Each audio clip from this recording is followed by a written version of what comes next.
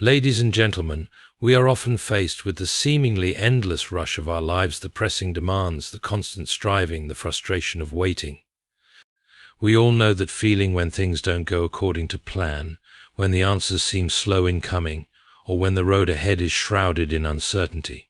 Yet, if we listen carefully, we might hear a gentle whisper in the chaos: God is working in your life. Trust in His timing. As we delve into this thought, let us consider 5 key points that might help us grasp this profound truth more fully. We live in a world that constantly encourages us to take control. From the moment we are born, we are taught to make choices, to take responsibility, and to shape our own destinies. It is no wonder, then, that we often perceive ourselves as the ultimate architects of our lives.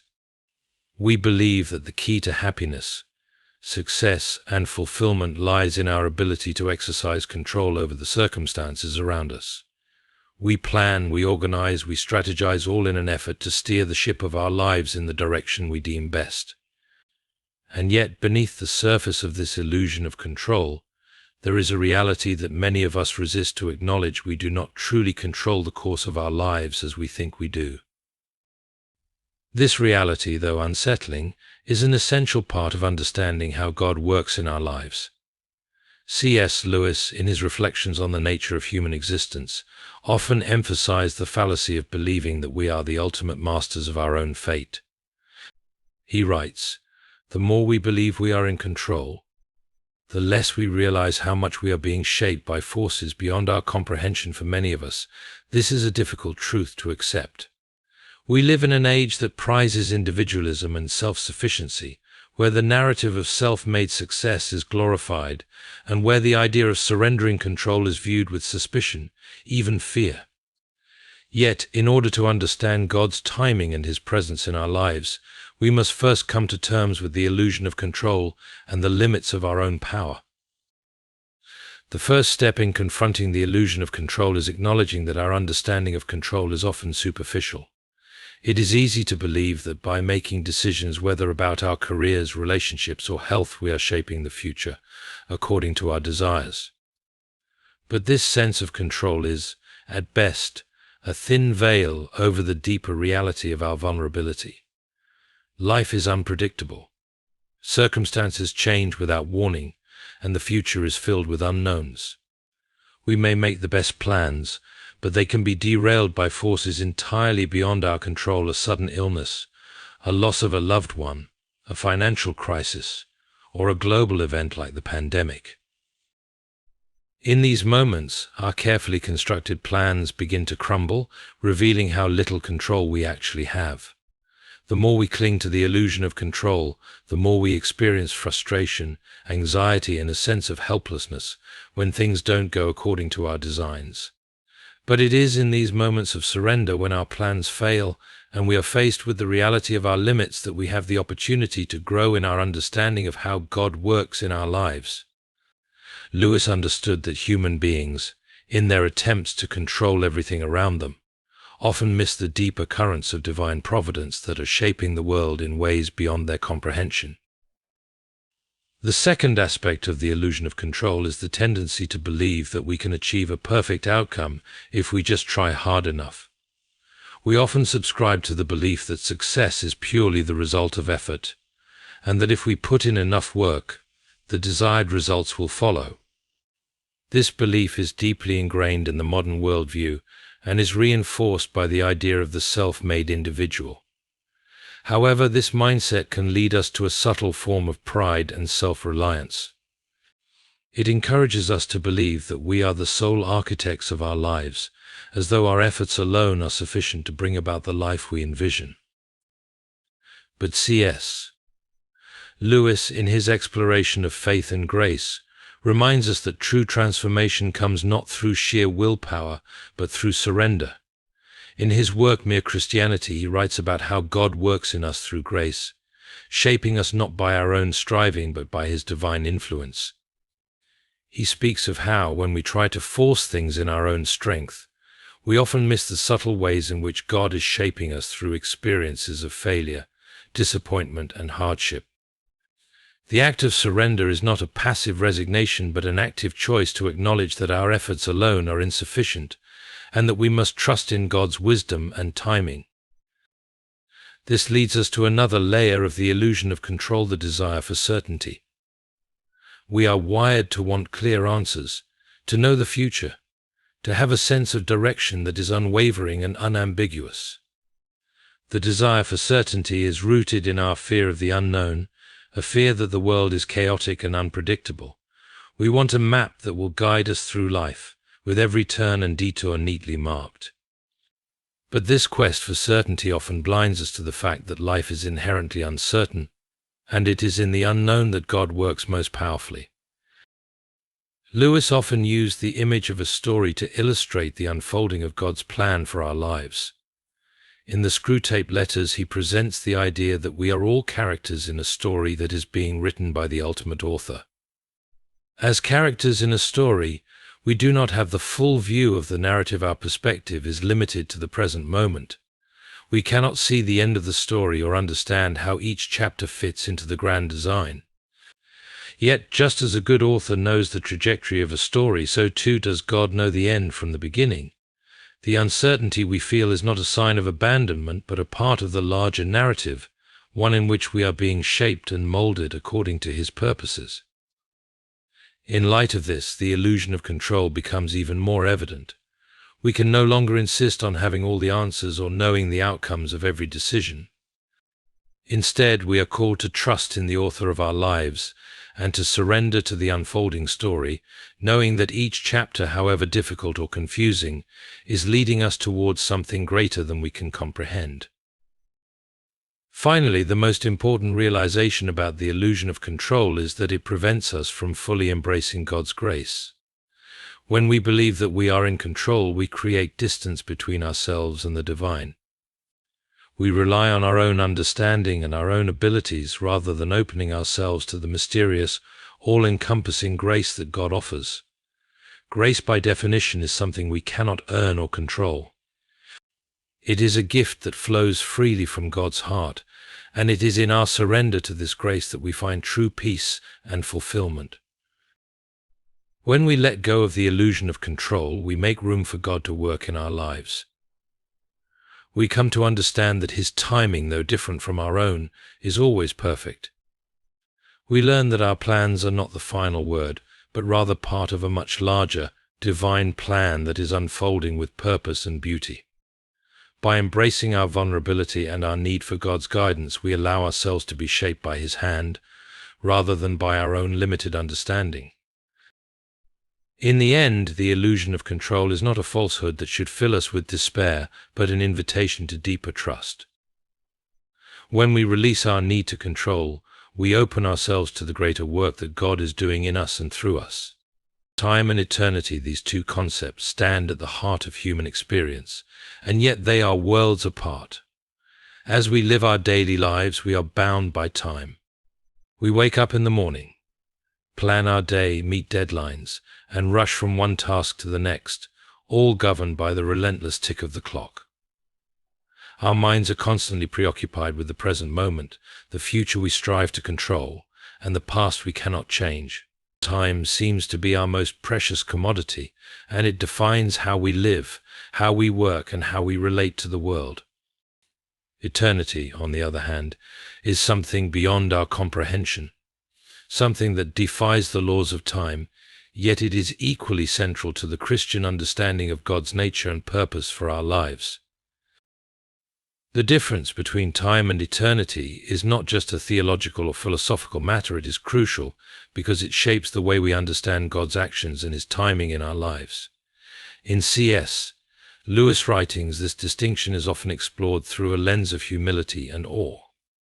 Lewis, who had a deep understanding of Christian theology and the human condition, was aware of how challenging it is for finite beings like us to grasp the infinite.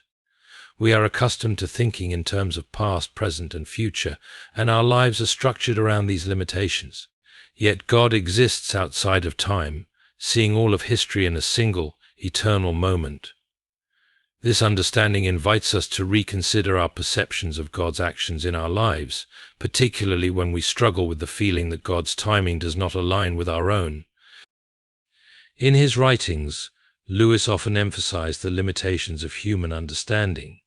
One of the most striking ways he does this is in his exploration of time and eternity. In Mere Christianity, Lewis writes, "The present is the point at which time touches eternity." This statement reveals the profound paradox at the heart of the Christian faith. While we are bound by time, God is not. Time in its fullness is part of God's creation, but it is not something he is subject to. The vastness of eternity stretches beyond the finite constraints that govern our lives. It is a realm in which God sees all things, the beginning and the end, the past and the future, all in one glance. For us, living within the confines of time, this perspective can be both comforting and perplexing.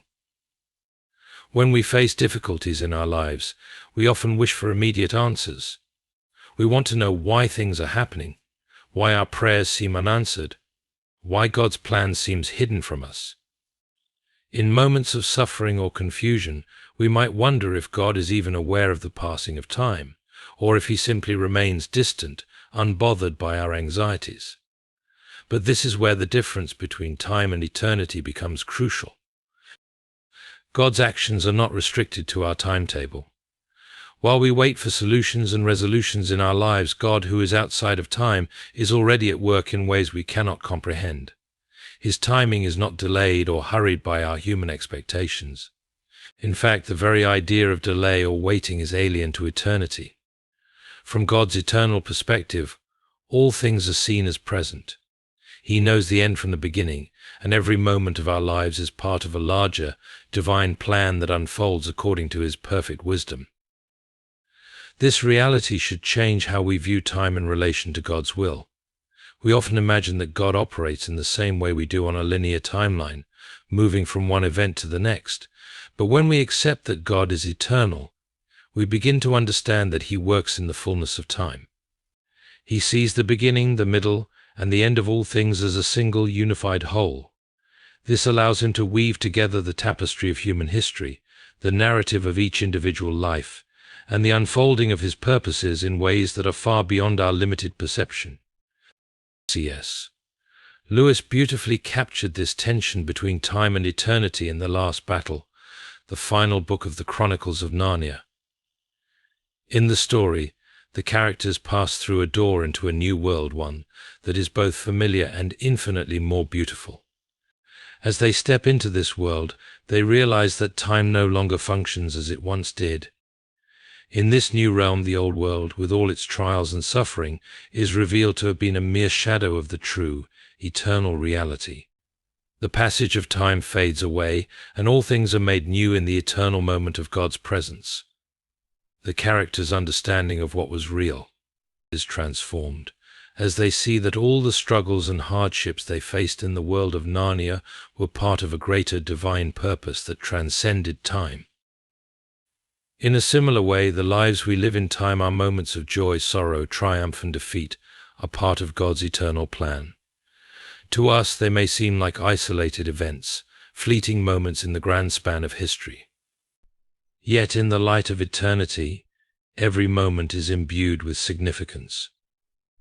Our understanding of God's timing is often clouded by our limited perspective, but when we view life through the lens of eternity, we begin to understand that what seems like a delay or a detour in our own lives may be part of God's grand design. It is this perspective of living within time, but with an awareness of eternity, that can bring peace in moments of uncertainty.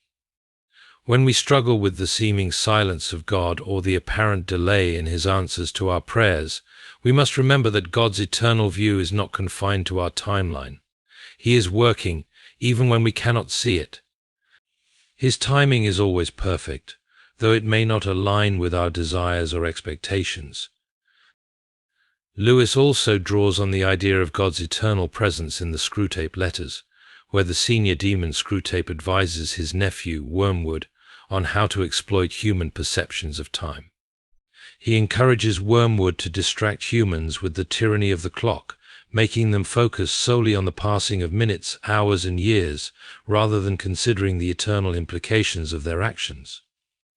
This reflects the way in which we are often blinded to the deeper, eternal truths of our lives by the noise and haste of the present moment. When we grasp the difference between time and eternity, we begin to shift our focus from the immediate pressures of life to the deeper, more lasting realities of God's eternal plan. We begin to understand that our lives are not random or meaningless, but part of a story that is unfolding in perfect harmony with the will of the Creator. And while we cannot always see the full picture from our vantage point in time, we can trust that God, who exists outside of time, is always working for our good and for His glory. In the end, time and eternity are not opposing forces but two dimensions of the same divine reality. As we navigate the temporal world, let us remember that eternity is where God resides, and in His eternal wisdom, He is shaping us and guiding us toward an eternal purpose. It is in this trust that we can rest, knowing that God's timing, though mysterious to us, is always aligned with His eternal love and perfect will. The image of the potter and the clay is one of the most profound and enduring metaphors in Scripture, and it speaks deeply to the way God works in our lives.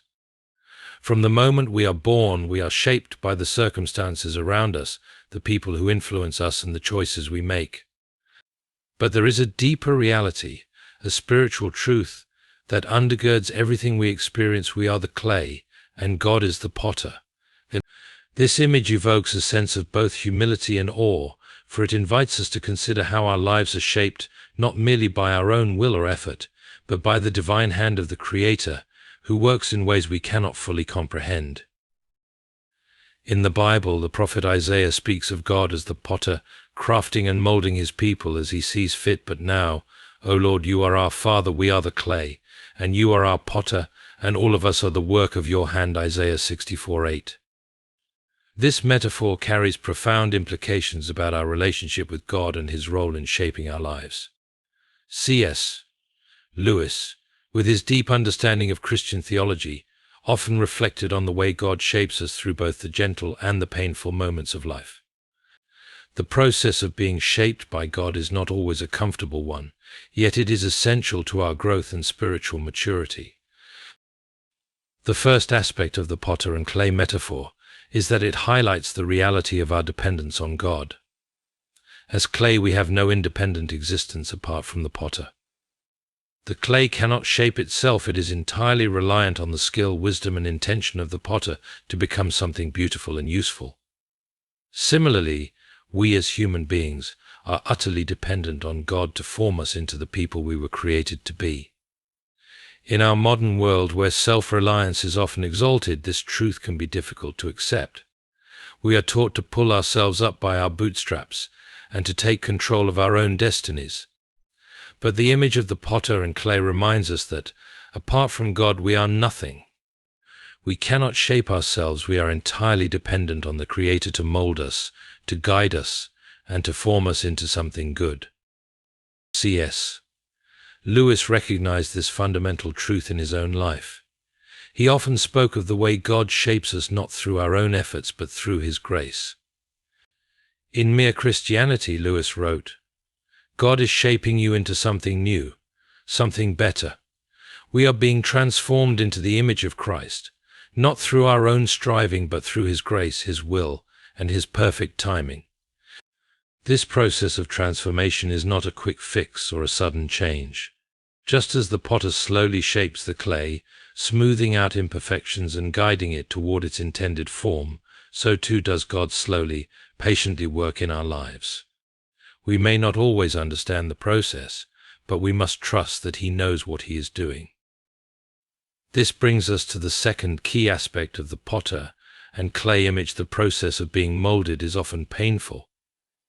The potter must press, shape, and sometimes even break the clay in order to form it into something beautiful. The clay cannot resist the potter's hand, for it has no power of its own. Likewise, we often experience discomfort, even pain, as God shapes us. Lewis often spoke of the way God uses suffering and hardship to refine us. In The Problem of Pain, he wrote, God is shaping us through the painful process of growth, and it is only through this process that we can become truly what we were meant to be.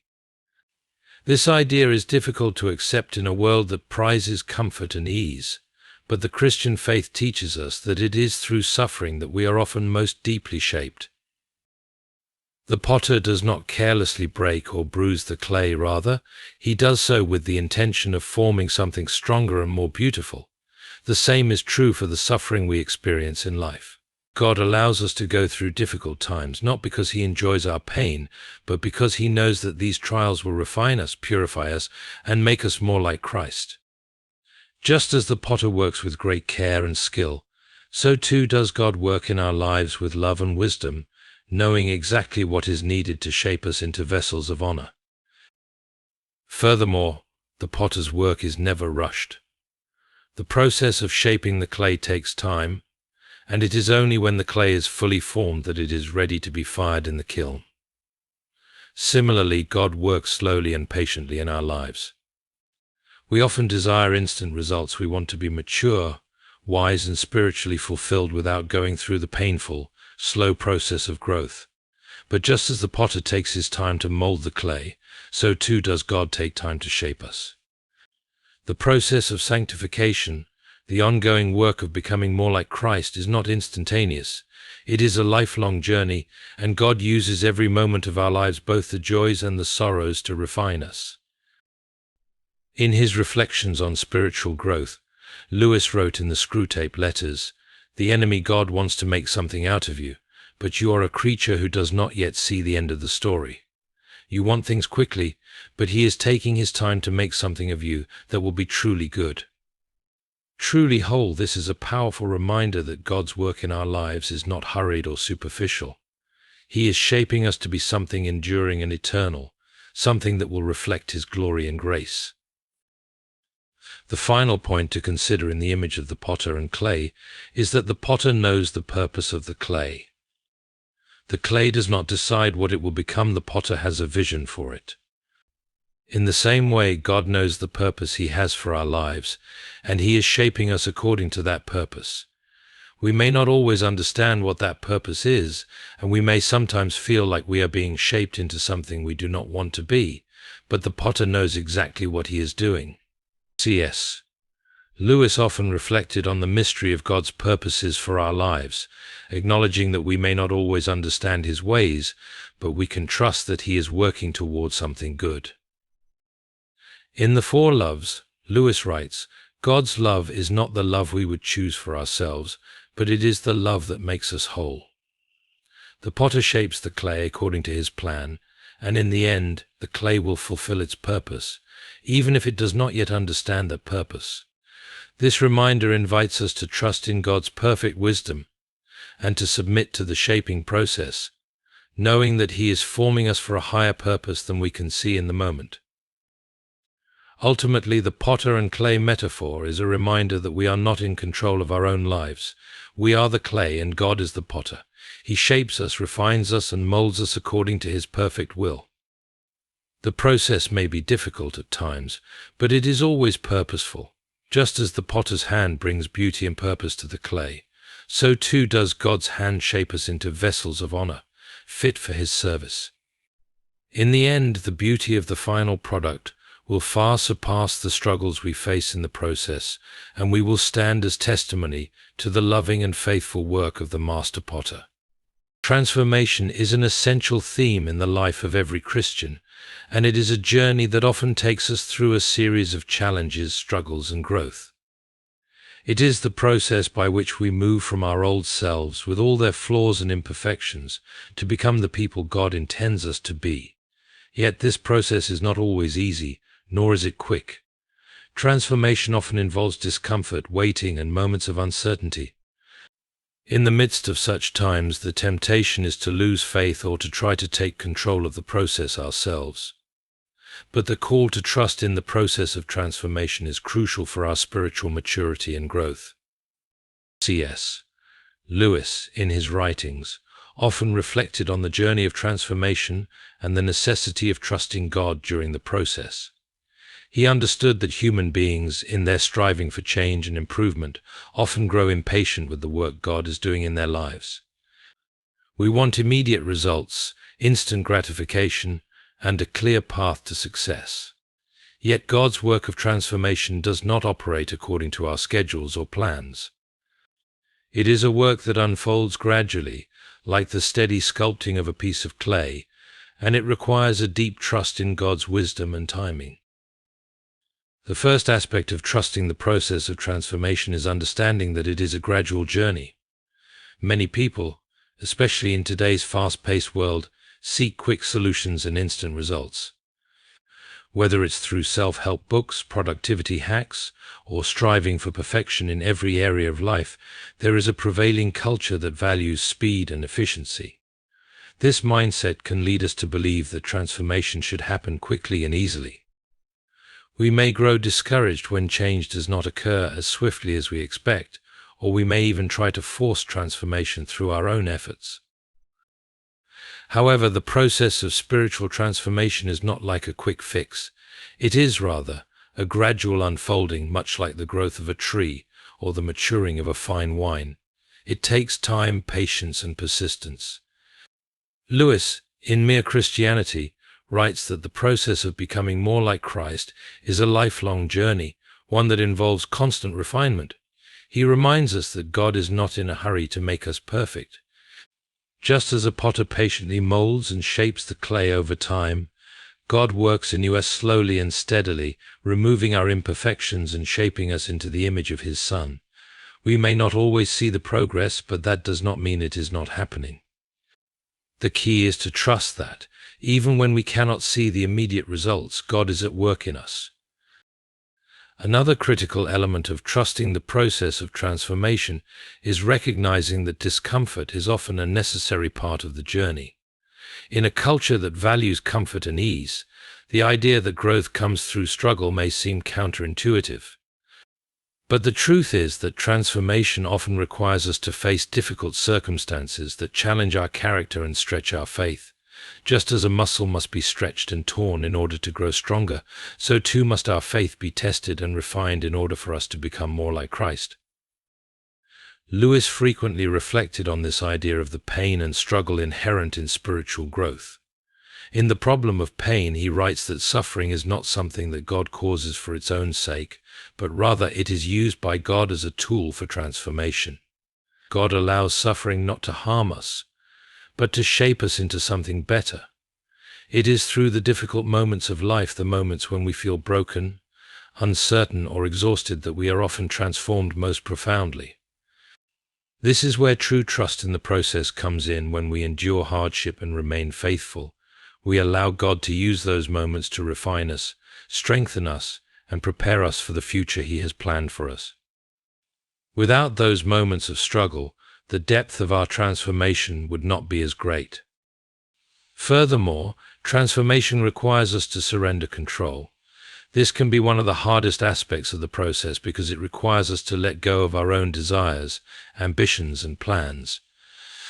We want to control the outcome, to know exactly when the transformation will occur and what it will look like. Yet God does not always reveal His entire plan to us up front. Often we must walk in faith, trusting that God knows what is best for us and that His timing is perfect. This act of surrender is an essential part of the transformation process. As C.S. Lewis so aptly put it in the Chronicles of Narnia, "You are not your own. You were made for a purpose." The process of transformation is not about us achieving our own desires, but about aligning our lives with God's greater purpose. This surrender can be a difficult thing to do because it often involves letting go of the things we think will bring us fulfillment. The things that we hold onto tightly, whether they be material possessions, relationships, or our personal ambitions, can become idols that hinder our growth. Yet, the call to trust in the process of transformation is the call to release those things into the hands of God, trusting that He will shape us and guide us towards something far greater than we could ever imagine. In addition, trusting in the process of transformation involves understanding that God is always faithful, even when we feel unworthy or far from Him. The journey of transformation can sometimes feel like a slow, uphill climb, and we may experience periods of doubt or frustration. There may be times when we feel like we are not progressing or that we have failed. But it is precisely in these moments that we must trust in the unwavering faithfulness of God. He does not give up on us, and He is always at work in our lives, even when we cannot see it. C.S. Lewis captures this idea of divine faithfulness in his essay The Weight of Glory. He writes, "The process of becoming what God intends us to be may be difficult, but He will not abandon us. He who began a good work in us will be faithful to complete it." This is the assurance that we have as we trust in the process of transformation. God is faithful to finish the work He has started in us. Even when we falter or feel lost, He is committed to shaping us into His image. This promise gives us the strength to continue, even when the process feels long or painful. Ultimately, trusting in the process of transformation means trusting in the character of the one who is doing the transforming. God is good, wise, and loving, and His plan for us is always for our good. The transformation He works in us may not always look the way we expect, but it will always be for our benefit. As we grow in our trust, we begin to understand that transformation is not simply about becoming better versions of ourselves. It is about becoming who we were always meant to be, people who reflect the image of Christ, people who live according to God's perfect will. In the end, transformation is not a destination but a journey. It is a continual process that requires patience, trust, and surrender. Though we may not see the results immediately, we can trust that God is faithfully working in us, shaping us into the people He has called us to be. The key is to trust the process, knowing that every step, no matter how difficult, is part of the beautiful work of God's transformation. The hope of the final victory is a theme that resonates deeply in the Christian faith. It is a promise that lies at the heart of the gospel, offering believers assurance in the midst of trials and suffering. The final victory is not just a distant, abstract idea, it is the culmination of God's redemptive work in the world, the point at which all things will be made new. This victory is a future reality, but it also has profound implications for how we live in the present. The hope of the final victory shapes our understanding of suffering, our purpose in life, and our ultimate destiny. It is a hope that transcends the challenges and uncertainties of life, offering a vision of triumph that sustains and strengthens us. In Christian theology, the final victory refers to the ultimate triumph of God over sin, death, and evil. This victory was secured through the life, death, and resurrection of Jesus Christ, and it will be fully realized at the end of time when Christ returns to establish His eternal kingdom. The Apostle Paul writes in 1 Corinthians 15:54-57, "When the perishable has been clothed with the imperishable, and the mortal with immortality, then the saying that is written will come true, death has been swallowed up in victory. Where, O death, is your victory? Where, O death, is your sting?" This passage encapsulates the hope that death, which seems to have the final word in human existence, will be defeated once and for all. The final victory is a victory over death, over the powers of darkness, and over the brokenness of creation itself. For Christians, this victory is not just a theological concept, it is a living hope that sustains us in our daily lives. The hope of the final victory gives us the strength to persevere through suffering, knowing that our current struggles are temporary and that a greater, eternal glory awaits us. The Apostle Paul encourages believers in Romans 8:18, saying, "I consider that our present sufferings are not worth comparing with the glory that will be revealed in us." This is the essence of Christian hope, that the suffering we experience in this life is not meaningless, but rather it is part of the larger narrative that God is unfolding. The victory is certain, but it is not yet fully realized. We live in the already but not yet tension, where the victory has been secured in Christ's first coming, but it will only be fully manifested when He returns. C.S. Lewis, one of the most influential Christian writers of the 20th century, often reflected on the hope of the final victory in his works. In the Chronicles of Narnia, particularly in The Last Battle, Lewis paints a vivid picture of the ultimate triumph of good over evil. The final book in the series depicts the end of Narnia, a world that has been ravaged by evil forces, but it also reveals the new Narnia that emerges after the victory. In the closing pages of the book, the characters enter a new world, one that is more beautiful and perfect than they could have ever imagined. They realize that their old world was only a shadow of the true, eternal reality that awaits them.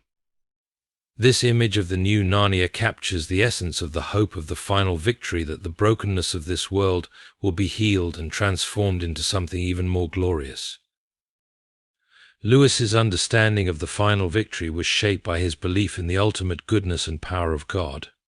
In Mere Christianity, he writes, the Christian story is precisely the story of one grand miracle, the story of God becoming man and defeating sin and death. For Lewis, the final victory is not just a personal triumph, but a cosmic one, in which the entire created order is restored and redeemed. This is the victory that Christians anticipate with longing and faith. It is the hope that sustains believers in the face of injustice, persecution, and suffering. It is the hope that assures us that, no matter how dark or painful the present may seem, the final victory is assured. The hope of the final victory also teaches us that our actions in the present have eternal significance. While we live in the tension of the already but not yet, we are called to live in the light of the coming victory. The Apostle Paul exhorts believers in 1 Corinthians 15:58, "Therefore, my dear brothers and sisters, stand firm, let nothing move you. Always give yourselves fully to the work of the Lord, because you know that your labor in the Lord is not in vain." The hope of the final victory does not lead to passivity or escapism. Rather, it motivates us to live with purpose, to engage in the work of God's kingdom, and to invest in things that will last for eternity. Our labor, though often difficult and unseen, is not in vain because it is part of the larger narrative of God's redemptive work in the world. One of the most important aspects of the hope of the final victory is that it offers a solution to the problem of evil and suffering. In a world that is marked by injustice, pain, and death, it can be difficult to understand how God can be good and all-powerful while allowing such suffering to persist. The hope of the final victory does not deny the reality of suffering, but offers a profound answer to it. It tells us that the suffering we experience in this life is temporary and will one day be wiped away. It assures us that the God who allows suffering will also be the one who brings about its ultimate defeat. As the book of Revelation describes the final victory, he will wipe every tear from their eyes. There will be no more death or mourning or crying or prying or pain, for the old order of things has passed away. Revelation 21:4. This promise of the final victory provides comfort and hope to those who are suffering. Whether it is the loss of a loved one, the pain of illness, or the heartache of injustice, the Christian hope assures us that these struggles are not the end of the story. They are, in fact, part of a larger story that is moving toward the final victory of God.